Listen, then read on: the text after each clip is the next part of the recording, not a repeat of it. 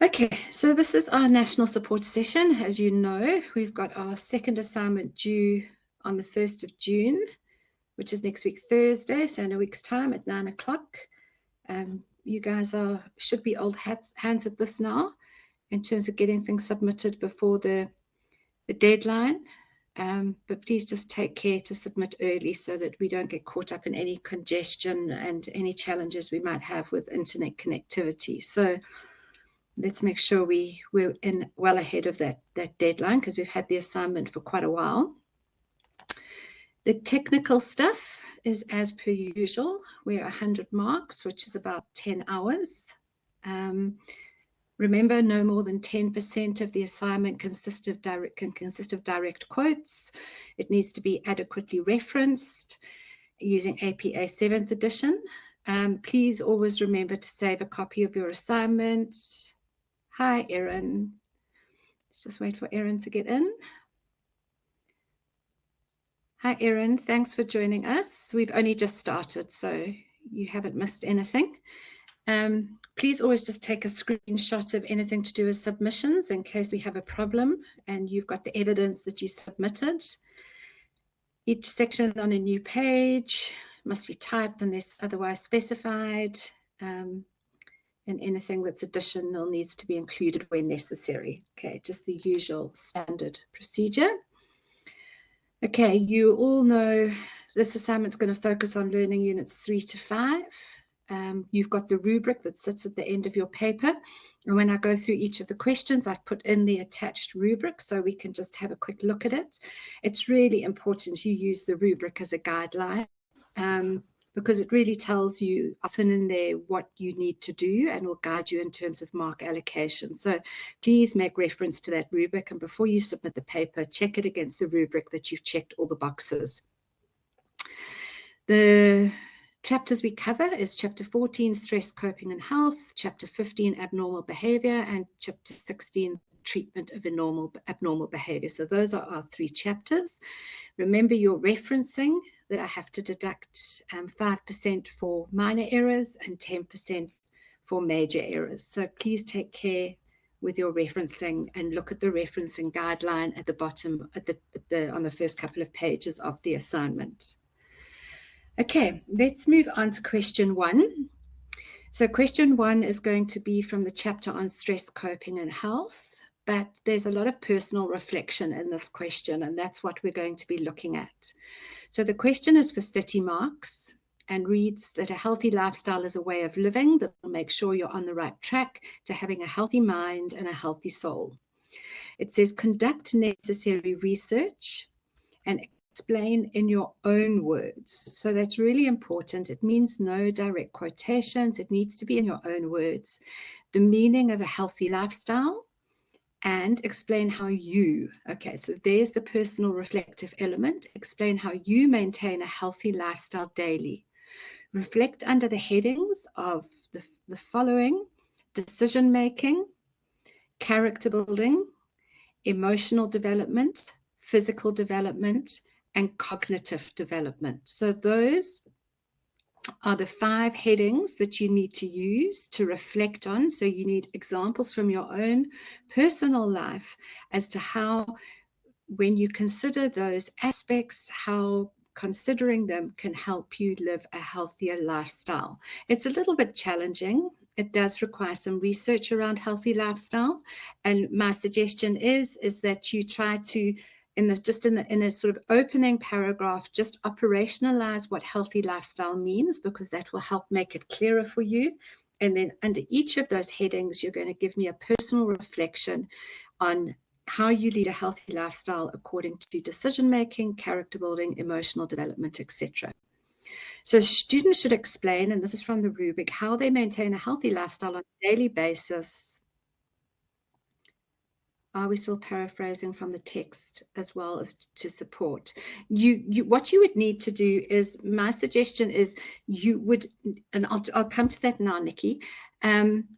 So it's 6 marks and there's 5 headings according to the memo. So what I would do is and the word we use in psychology is operationalize that concept first. So give that concept a kind of definition in order to provide the example, because that will give you the context for the answer that you're providing.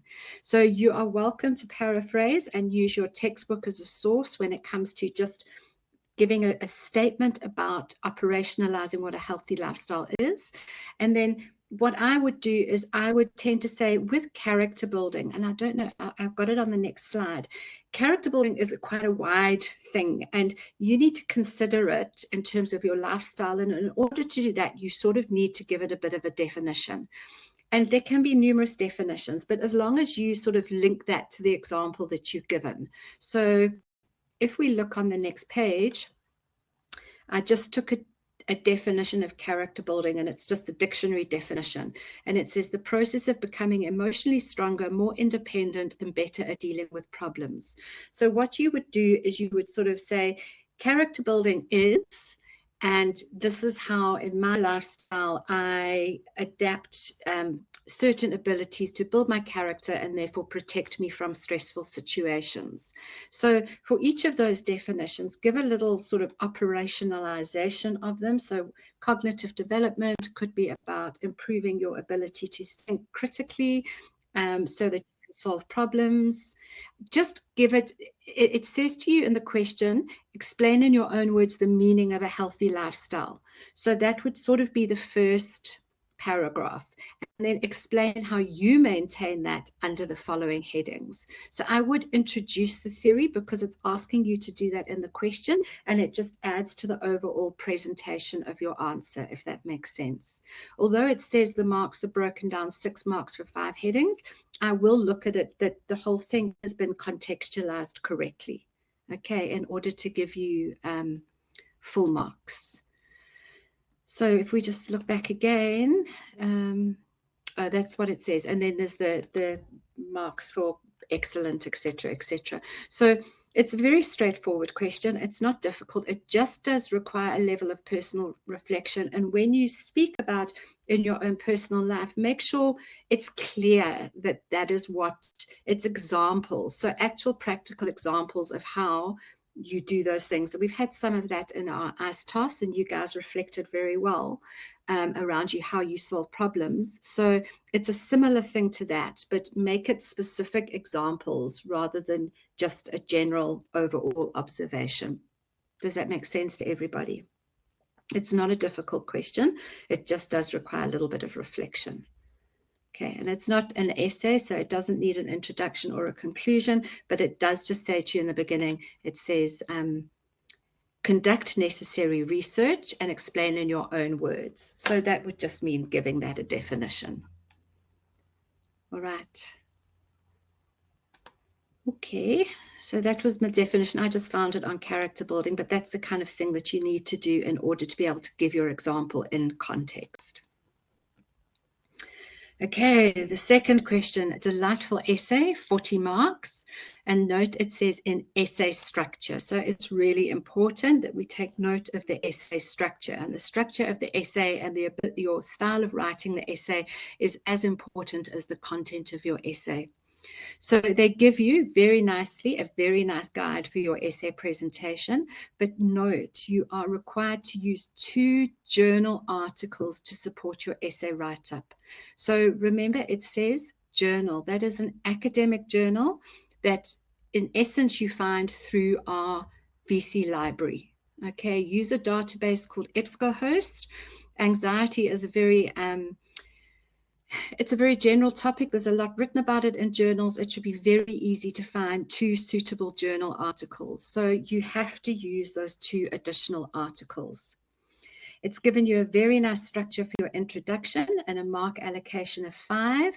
And it even says for you, but I would please, it's given you a guideline, but please don't treat this guideline as just filling in the blanks.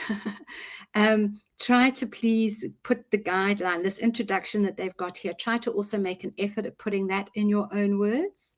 So where did you get the definition from? If you say what anxiety disorders are defined as, add your reference as a definition.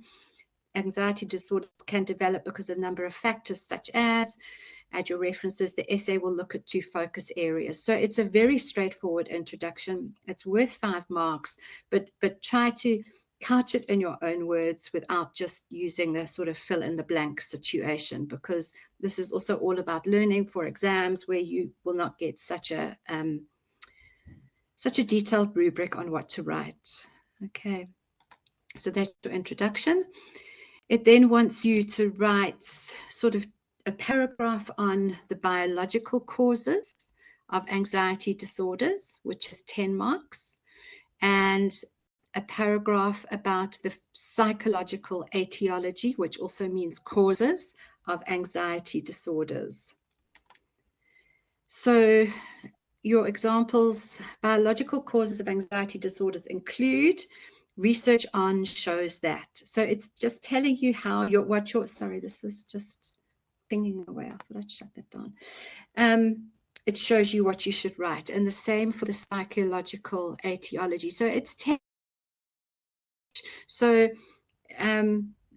it's sort of quite a large paragraph for each, for 10 marks, showing whatever the causes are. There's going to be more than one from the biological causes, so try and name them, name your source, and add any research evidence that supports how they cause anxiety, and the same with the psychological causations of anxiety. Okay, because it's multiple, it's not one cause, it's multiple. So we'll expect to see a number of causes in there, and what that means. So the content is also quite straightforward. So you can see now, when we look at the second part of the mark allocation, there's a large portion of marks with our introduction and now our conclusion. So your conclusion is, it's your final thoughts. Okay, so you pick one or two main points. You don't introduce anything new into the conclusion. It's worth 5 marks, so it needs to be a decent paragraph. So it's picking some major thoughts from your essay and saying, in conclusion, reintroduce some of the ideas and just close it off. Okay, so it's 5 marks. It's worth something. It's a paragraph, not a sentence. And just make sure you don't introduce anything new into that conclusion. You've got 5 marks for adhering to the essay guidelines. Okay, so that's very well straightforward. So if you've got the introduction, if you've got the paragraphs, if you've got the conclusion, it's 5 marks, which is easy because it's given it to you. And it's again 5 marks for the correct use of the 2 reference articles. So when we look at those articles, or what I'm going to do is I'm going to look at that you've used them appropriately. So you've integrated them into your academic writing and they support what you're saying. It's not just a random sentence because it's from a journal article. You've actually made an effort to incorporate it into what you're trying to say, and that it's coming from an appropriate place, that you've chosen appropriate research articles, and that they're used sufficiently and correctly. Often you'll find that people write an essay and, as I said, just throw in a random reference just so they can check the box. But to me, it's that they are used sufficiently and correctly in your writing. So when I look at the essay as well, I obviously look at the grammar, the punctuation, the referencing, and the writing style. So it just means what this is telling you to do is to write a good essay with all the relevant academic components, application of research, and of course your references at the end. Is that clear? Does anyone have any questions on that?